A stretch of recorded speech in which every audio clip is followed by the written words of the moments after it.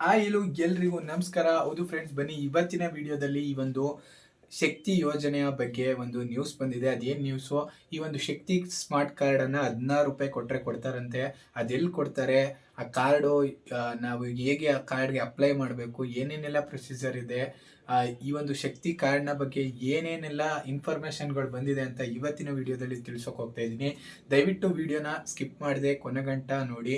Skip ಮಾಡಿ ನೋಡಿದ್ರೆ ನಿಮಗೆ ಯಾವುದೇ ಒಂದು ರೀತಿ ಇನ್ಫಾರ್ಮೇಷನ್ನು ಗೊತ್ತಾಗೋದಿಲ್ಲ. ಆದ್ದರಿಂದ ಒಂದು 7ರಿಂದ 8 ನಿಮಿಷದ ವಿಡಿಯೋನ ನೀಟಾಗಿ ನೀವು ನೋಡಿದ್ದೇ ಆದರೆ ಖಂಡಿತವಾಗ್ಲೂ ನಿಮಗೆ ಒಂದು ಇನ್ಫಾರ್ಮೇಷನ್ನು, ನೀವು ನೋಡಿದ್ದಕ್ಕೆ ತಕ್ಕಂತೆ ಒಂದು ಇನ್ಫಾರ್ಮೇಷನ್ನು ಖಂಡಿತವಾಗ್ಲೂ ಗೊತ್ತಾಗುತ್ತೆ, ಒಂದು ಏನು ಇನ್ಫಾರ್ಮೇಷನ್ನು ರೈಟ್ ಇನ್ಫಾರ್ಮೇಷನ್ ಇದೆ ಅಂತ. ಆದ್ದರಿಂದ ದಯವಿಟ್ಟು ಯಾರು ಕೂಡ ಸ್ಕಿಪ್ ಮಾಡಿದೆ ವಿಡಿಯೋನ ದಯವಿಟ್ಟು ಪೂರ್ತಿಯಾಗಿ ನೋಡಿ ಅಂತ ಹೇಳ್ತಾ, ಇವತ್ತಿನ ಈ ಒಂದು ಶಕ್ತಿ ಯೋಜನೆ ಬಗ್ಗೆ, ಈ ಒಂದು ಸ್ಮಾರ್ಟ್ ಕಾರ್ಡ್ನ ಬಗ್ಗೆ ಎಲ್ಲವನ್ನು ಕೂಡ ತಿಳಿಸ್ತೀನಿ.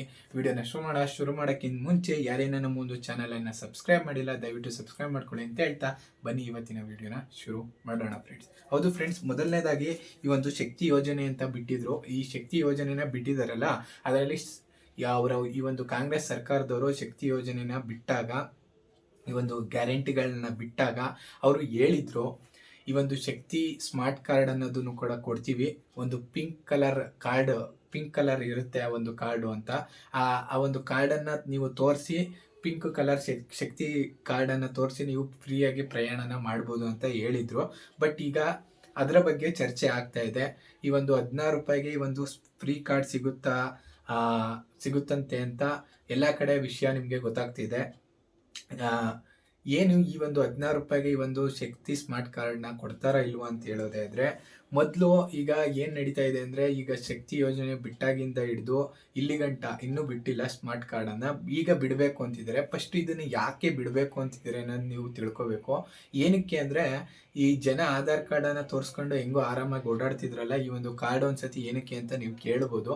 ಏನಕ್ಕಪ್ಪ ಅಂದರೆ, ಈ ಒಂದು ಕಂಡಕ್ಟರ್ಗಳು ಏನು ಮಾಡ್ತಿದ್ದಾರೆ ಅಂತಂದರೆ, ಈ ಒಂದು ಗಂಡಸರುಗಳಿಗೂ ಅಂದರೆ ಹುಡುಗರಿಗೂ ಕೂಡ, ಈ ಮಹಿಳೆಯರಿಗೆ ಮಾತ್ರ ಫ್ರೀ ಅಂತ ಮಾಡಿದರು. ಬಟ್ ಪುರುಷರಿಗೂ ಕೂಡ ಏನು ಮಾಡ್ತಿದ್ದಾರೆ, ಈ ಒಂದು ಕಂಡಕ್ಟರ್ಗಳು ಉಚಿತ ಟಿಕೆಟನ್ನು ಕೊಡೋದ್ರ ಮೂಲಕ ಸರ್ಕಾರದ ಶಕ್ತಿ ಯೋಜನೆನ ಮಿಸ್ಲೀಡ್ ಮಾಡ್ಕೋತಿದ್ದಾರೆ. ಅಂದರೆ ತಪ್ಪಾಗಿ ಬಳಸ್ಕೊತಾ ಇದ್ದಾರೆ.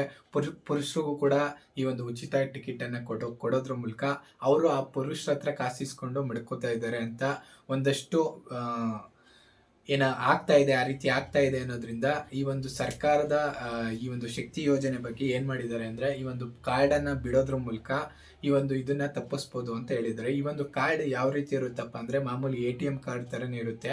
ಅದರಲ್ಲಿ ಈ ಒಂದು ಕಾರ್ಡಲ್ಲಿ ಆ ಒಂದು ಮಹಿಳೆಯ ಹೆಸರು ಇರ್ಬೋದು, ಹಾಗೂ ಅವರ ಒಂದು ವಿಳಾಸ ಇರ್ಬೋದು, ಆ ಡೀಟೇಲ್ಸ್ ಎಲ್ಲ ಕೂಡ ಇರುತ್ತೆ. ಜೊತೆಗೆ ಒಂದು ಡಿಜಿಟಲ್ ಸ್ಕ್ಯಾನರ್ ಕೂಡ ಇರುತ್ತೆ. ಅದನ್ನು ಸ್ಕ್ಯಾನ್ ಮಾಡೋದ್ರಿಂದ ಈ ಮಹಿಳೆ ಎಲ್ಲಿಂದ ಎಲ್ಲಿ ಗಂಟ ಪ್ರಯಾಣ ಮಾಡಿದ್ರು, ಅದಕ್ಕೆ ಎಷ್ಟು ರೂಪಾಯಿ ಆಯಿತು ಅಂತೆಲ್ಲ ತೋರಿಸುತ್ತಂತೆ.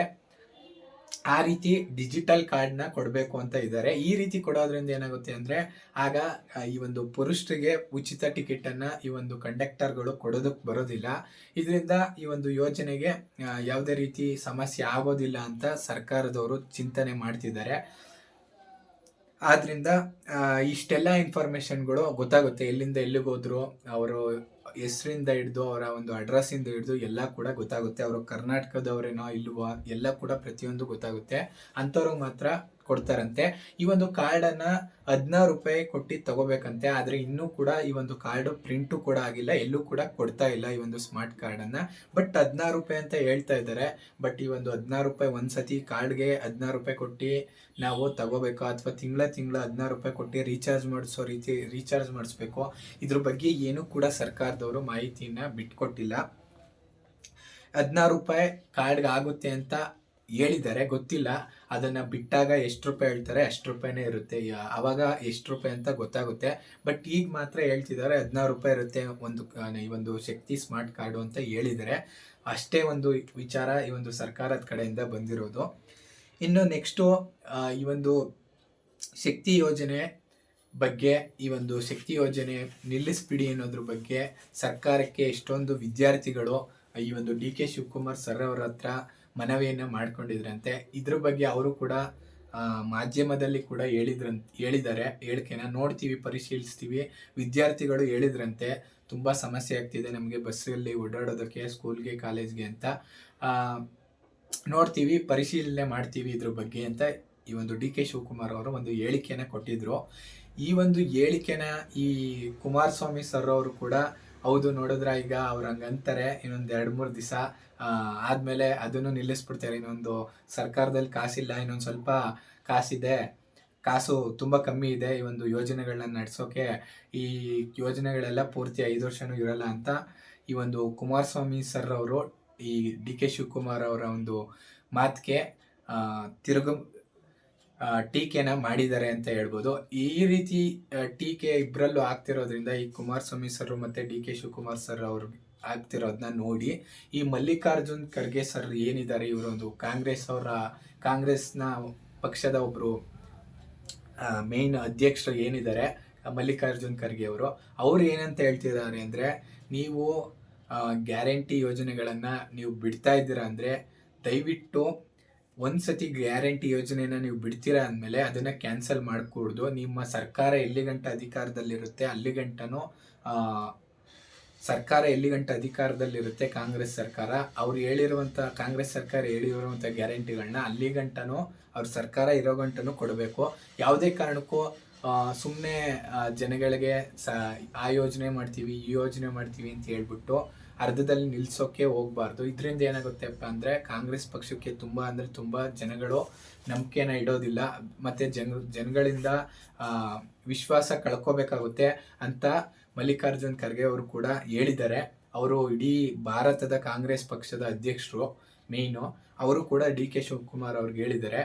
ಈ ಮಹಾರಾಷ್ಟ್ರದಲ್ಲೂ ಕೂಡ ಇದೇ ರೀತಿ ಕರ್ನಾಟಕದ ಏನೊಂದು ಯೋಜನೆಗಳ ಮಾಡೆಲ್ನ ಇಟ್ಕೊಂಡೇ ಮಹಾರಾಷ್ಟ್ರದಲ್ಲೂ ಕೂಡ ಚುನಾವಣೆನ ನಡೆಸ್ತಿದ್ದಾರೆ. ಅಲ್ಲೂ ಕೂಡ ಹೇಳಿದ್ದಾರೆ ಈ ಒಂದು ಮಲ್ಲಿಕಾರ್ಜುನ್ ಖರ್ಗೆ ಅವರು, ಯಾವುದೇ ಕಾರಣಕ್ಕೂ ನೀವು ಎರಾಬಿರಿ, ನಿಮಗೆ ಸರ್ಕಾರದಲ್ಲಿ ದುಡ್ಡಿಲ್ಲ ಅಂದರೂ ಕೂಡ ಆ ಯೋಜನೆ ಕೊಡ್ತೀವಿ ಈ ಯೋಜನೆ ಕೊಡ್ತೀವಿ ಅಂತ ಗೆದ್ದುಬಿಟ್ಟು ಅದನ್ನು ಯೋಜನೆನ ಅನುಷ್ಠಾನ ಮಾಡದೆ ಇರೋದು ಅಥವಾ ಮಧ್ಯದಲ್ಲಿ ಯೋಜನೆನ ನಿಲ್ಲಿಸೋದು, ಆ ರೀತಿ ಯಾವುದೇ ಕಾರಣಕ್ಕೂ ಮಾಡಬೇಡಿ.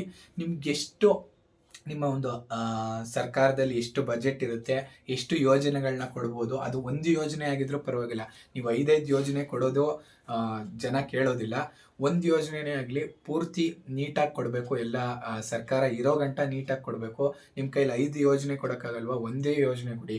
ಪೂರ್ತಿ ಸರ್ಕಾರ ಇರೋ ಗಂಟ ನೀವು ನೀಟಾಗಿ ಕೊಡಬೇಕು. ಆ ರೀತಿ ನಿಮ್ಮ ಒಂದು ಏನೊಂದು ಬಜೆಟ್ಟು, ನಿಮ್ಮ ಒಂದು ಹಣಕಾಸು ಎಷ್ಟಿದೆ ನಿಮ್ಮ ಒಂದು ಸರ್ಕಾರದಲ್ಲಿ ಅಷ್ಟು ಯೋಜನೆಗಳನ್ನ ಬಡ ಜನಗಳಿಗೆ ಕೊಡಿ.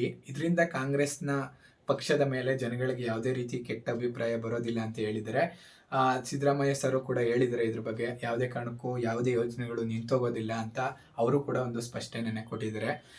ಗೊತ್ತಿಲ್ಲ ಇನ್ನೇನು ತರ್ತಾರೆ, ಇದಂತೂ ತರ್ತಾರೆ ಸ್ಮಾರ್ಟ್ ಕಾರ್ಡು. ಯಾಕಂದರೆ ಎಲ್ಲರಿಗೂ ಕೂಡ ಅದರಿಂದ ಶಕ್ತಿ ಯೋಜನೆನ ದುರುಪಯೋಗ ಆಗದೆ ಇರೋ ರೀತಿ ತಡೆಯೋದಕ್ಕೆ ಸ್ಮಾರ್ಟ್ ಕಾರ್ಡು ಕೂಡ ಬೇಕು ಅಂತ ಈಗ ಕಾಂಗ್ರೆಸ್ ಸರ್ಕಾರದವರು ಯೋಜನೆನ ಬಿಟ್ಟಾಗಲೇ ಹೇಳಿದರು. ಬಟ್ ಈಗ ತರೋಕ್ಕೆ ಎಲ್ಲ ಕೂಡ ಪ್ಲ್ಯಾನ್ ಮಾಡ್ತಿದ್ದಾರೆ. ನಿಮ್ಮ ಒಂದು ಈ ಒಂದು ಶಕ್ತಿ ಯೋಜನೆ ಕಾರ್ಡು ಬರೋದ್ರ ಬಗ್ಗೆ ನಿಮ್ಮ ಒಂದು ಅಭಿಪ್ರಾಯನ ದಯವಿಟ್ಟು ಕಮೆಂಟ್ ಬಾಕ್ಸಲ್ಲಿ ತಿಳಿಸಿ. ಇದಿಷ್ಟು ಇವತ್ತಿನ ಈ ವಿಡಿಯೋ.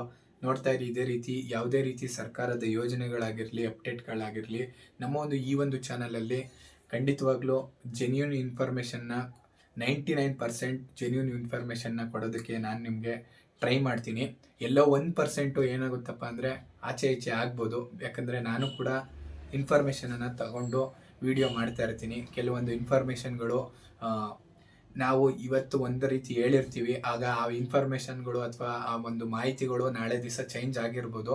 ಅಂಥ ಒಂದು ಇನ್ಫಾರ್ಮೇಷನ್ಗಳು ಚೇಂಜ್ ಆದ ತಕ್ಷಣ ಅಪ್ಡೇಟ್ ಮಾಡಿ ತಿಳಿಸ್ತೀನಿ.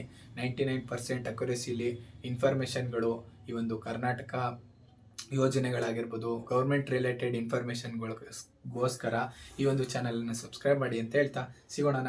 ನಾನು ನಿಮ್ಮ RAVI ಮಾತಾಡ್ತಿದ್ದೀನಿ, ರವಿ ಮಾತಾಡ್ತಿದ್ದೀನಿ. ಸಿಗೋಣ ಇನ್ನೊಂದು ಹೊಸ ವಿಡಿಯೋದ ಜೊತೆ ಫ್ರೆಂಡ್ಸ್.